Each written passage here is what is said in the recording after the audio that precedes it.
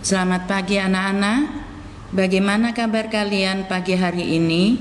Bu Guru harapkan kalian dalam keadaan sehat dan tetap bersemangat di dalam belajar.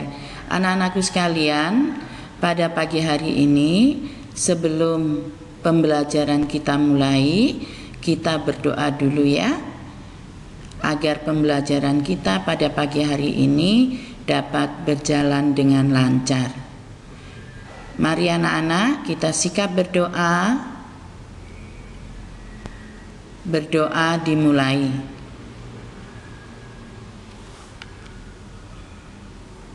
Selesai. Anak-anakku sekalian, pada pagi hari ini kita belajar IPA tema 3 subtema 1. Pada pembelajaran IPA ini, materi yang kita pelajari adalah rangkaian listrik. Sebelum kita tahu rangkaian listrik, kita harus tahu dulu anak-anak, listrik itu apa? Listrik itu adalah daya atau kekuatan yang ditimbulkan oleh adanya pergesekan atau melalui proses kimia yang dapat digunakan untuk menghasilkan panas atau cahaya atau untuk menjalankan mesin.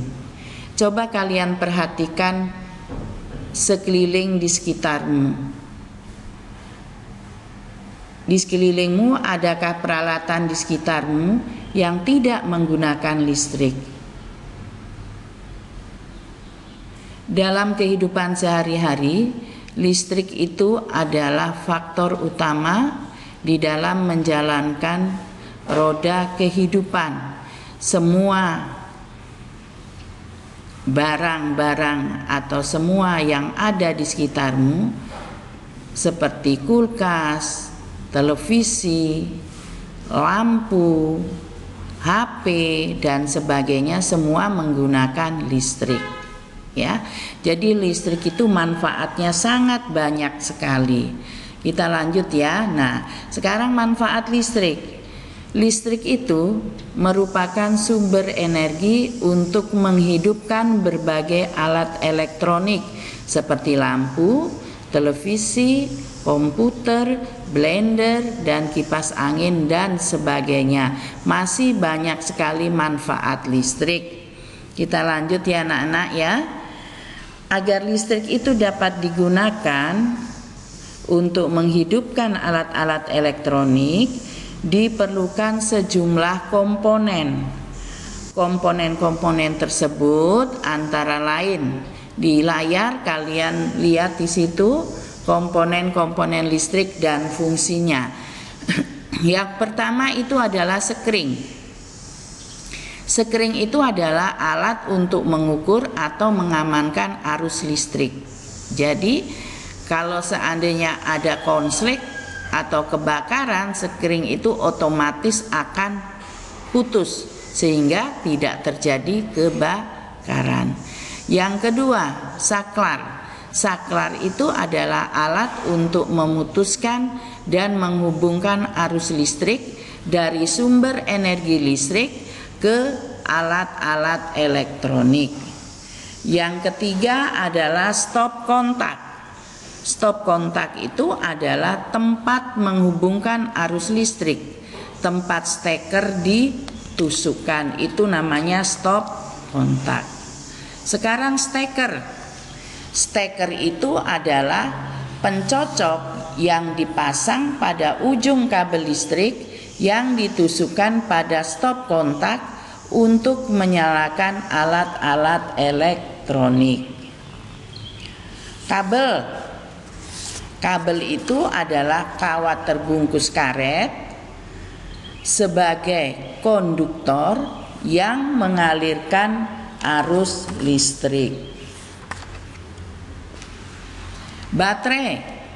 Baterai itu adalah alat untuk menyimpan dan membangkitkan aliran listrik. Arus listrik pada baterai itu mengalir dari kutub negatif ke kutub positif. Yang ketujuh adalah fitting. fitting itu adalah tempat memasang bola lampu listrik yang menghubungkan kabel listrik dengan lampu. Kita lanjut ya. Nah, listrik itu diperoleh dari pembangkit listrik. Ada beberapa jenis pembangkit listrik. Yang pertama itu adalah pembangkit listrik termal atau panas, yaitu pembangkit listrik yang sumber energinya berasal dari panas bumi.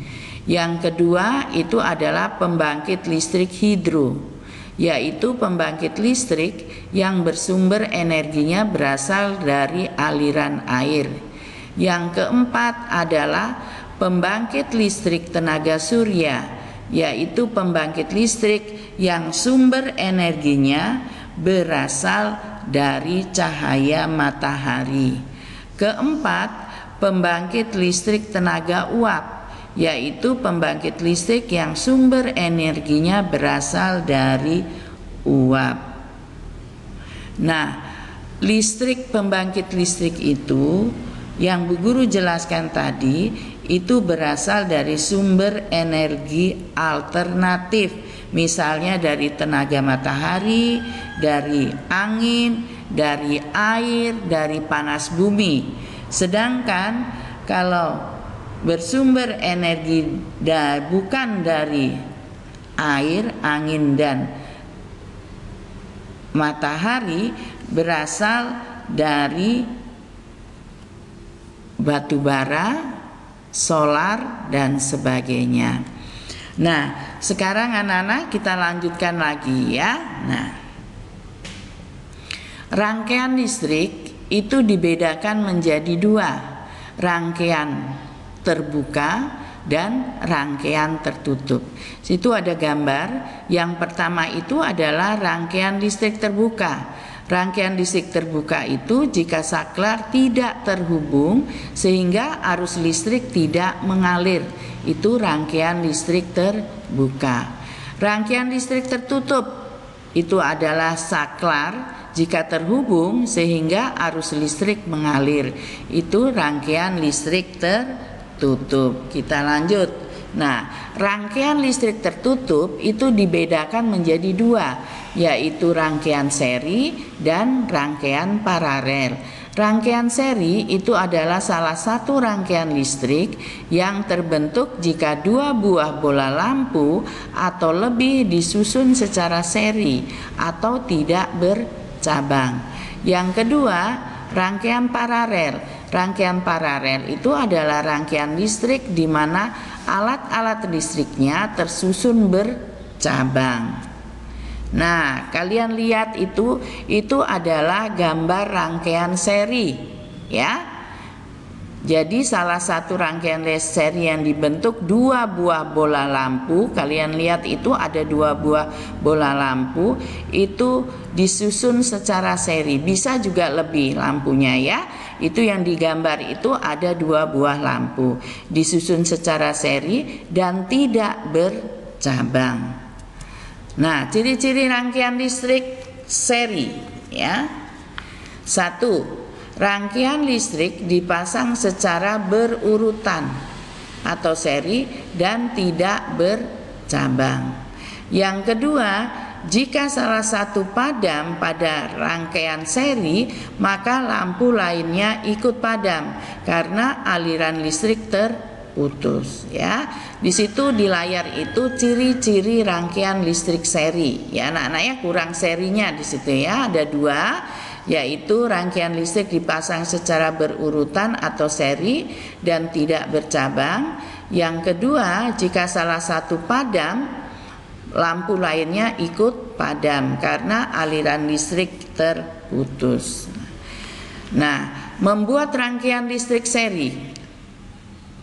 Pertama, pada rangkaian listrik seri, alat listrik itu disusun secara seri atau berderet atau tidak bercabang. Yang kedua, pada rangkaian seri, jika salah satu lampu padam, lampu lainnya itu akan ikut padam karena arus listrik terputus. Nah, sekarang kalian perhatikan gambar.